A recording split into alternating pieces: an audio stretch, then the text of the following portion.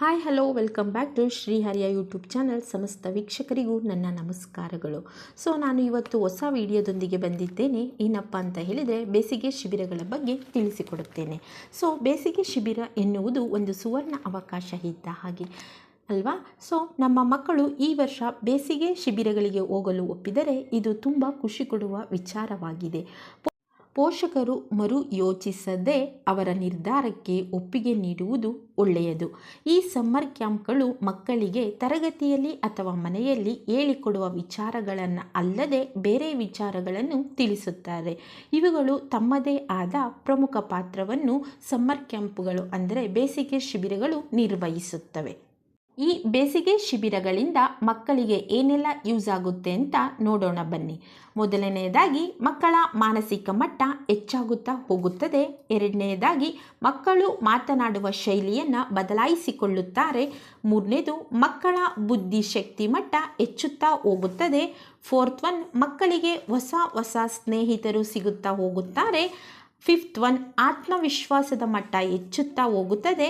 Sixth one ಮಕ್ಕಳ ಇತರರ ಮಕ್ಕಳೊಂದಿಗೆ ಖುಷಿಯಾಗಿ ಇರುತ್ತಾರೆ. ಸೆವೆಂತ್ ಒನ್ ಮಕ್ಕಳ ದೈಹಿಕ ಮಟ್ಟ ಚುರುಕಾಗುತ್ತಾ ಹೋಗುತ್ತದೆ. ಏಯ್ತ್ ಒನ್ ಮಕ್ಕಳು ಹೊಸ ವಿಚಾರ ಕಲಿಯಲು ಪ್ರಾರಂಭಿಸುತ್ತಾರೆ. ನೈನ್ತ್ ಒನ್ ಮಕ್ಕಳ ಒಂಟಿತನ ದೂರವಾಗುತ್ತಾ ಹೋಗುತ್ತದೆ. ಟೆಂತ್ ಒನ್ ಮಕ್ಕಳು ಮೊಬೈಲ್ನಿಂದ ದೂರವಿರಲು ಸಾಧ್ಯವಾಗುತ್ತದೆ. ಈ ಸಮ್ಮರ್ ಕ್ಯಾಂಪ್ಗಳಿಂದ ಇಷ್ಟೆಲ್ಲ ಮಕ್ಕಳಿಗೆ ಯೂಸ್ ಆಗ್ತಾ ಹೋಗುತ್ತೆ. ಈ ಸಮ್ಮರ್ ಕ್ಯಾಂಪ್ಗಳಲ್ಲಿ ಏನೆಲ್ಲ ಕಲಿಸುತ್ತಾರೆ ಅಂತ ನೋಡೋಣ ಬನ್ನಿ.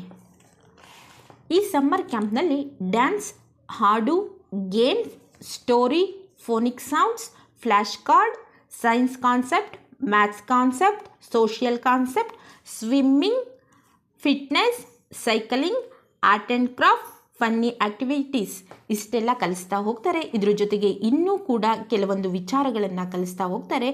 ಈ ಬೇಸಿಗೆ ಶಿಬಿರಗಳಿಂದ ಮಕ್ಕಳು ಮಾನಸಿಕವಾಗಿ ಮತ್ತು ದೈಹಿಕವಾಗಿ ಆ್ಯಕ್ಟಿವಿಂದ ಇರೋದಕ್ಕೆ ಸಾಧ್ಯವಾಗ್ತಾ ಹೋಗುತ್ತೆ. ಪ್ರಿಯ ಪೋಷಕರೇ, ಯಾರೆಲ್ಲ ನನ್ನ ವಿಡಿಯೋವನ್ನು ನೋಡ್ತಿದ್ದೀರೋ ಪ್ರಿಯ ವಿದ್ಯಾರ್ಥಿಗಳೇ, ನನ್ನ ಚಾನಲನ್ನು ಲೈಕ್ ಮಾಡಿ, ಶೇರ್ ಮಾಡಿ, ಕಮೆಂಟ್ ಮಾಡಿ, ಸಬ್ಸ್ಕ್ರೈಬ್ ಮಾಡ್ಕೊಳ್ಳಿ ಅಂತ ಕೇಳ್ಕೊಳ್ತೀನಿ. Thank you for the watching. Thank you so much.